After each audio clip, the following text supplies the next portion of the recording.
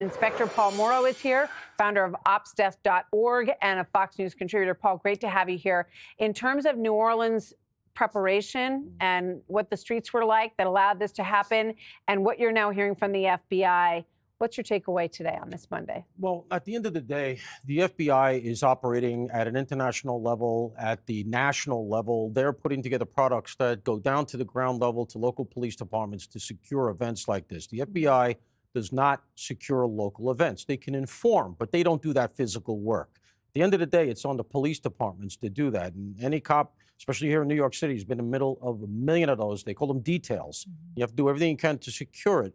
This event tracks very closely to what we saw here in 2017, Sayfullah Saipov, what he did on the West Side Highway, a rented truck on a holiday, trying to get to a crowd literally with the same type of ISIS flag affixed to the back of the truck. It's so exact, in fact, that it suggests to me that Jabbar was familiar with that event. So the failure at ground level, to me here, is what's really salient. Yeah, the Bureau might have missed something. That's going to be at a higher level, and that needs a forensic as well. But what happened on the ground? Somebody made the decision, or didn't make the decision, to say, we're coming into three major events. We're going to have New Year's Day, the Sugar Bowl, and then the Super Bowl.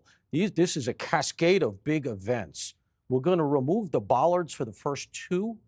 When we had the RNC here back in the early 2000s in New York, I was working for the police commissioner at the time. They planned that a year. The traffic plan alone was 8 inches thick.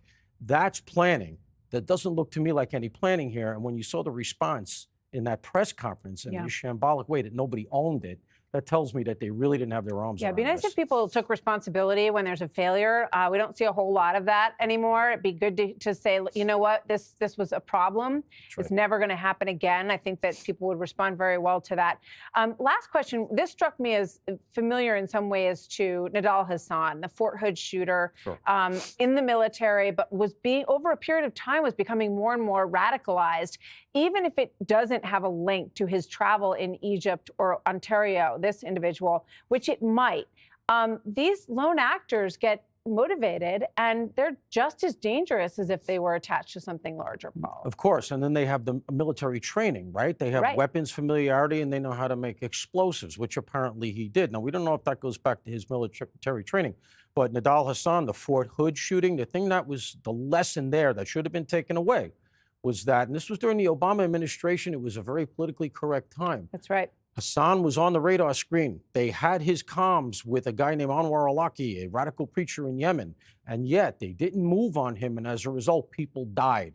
We can't afford that kind of thing these days, and if it turns out, just to close the loop here, when they do the forensic on the FBI, they missed him because he didn't have enough of a footprint, then that's okay, we learn. But if they missed him because everybody in the FBI was at DEI training, that's a different story, and I hope that the Trump administration gets to the bottom of it. 100%. Well said. Paul, thank you very much. Paul Mauro joining us.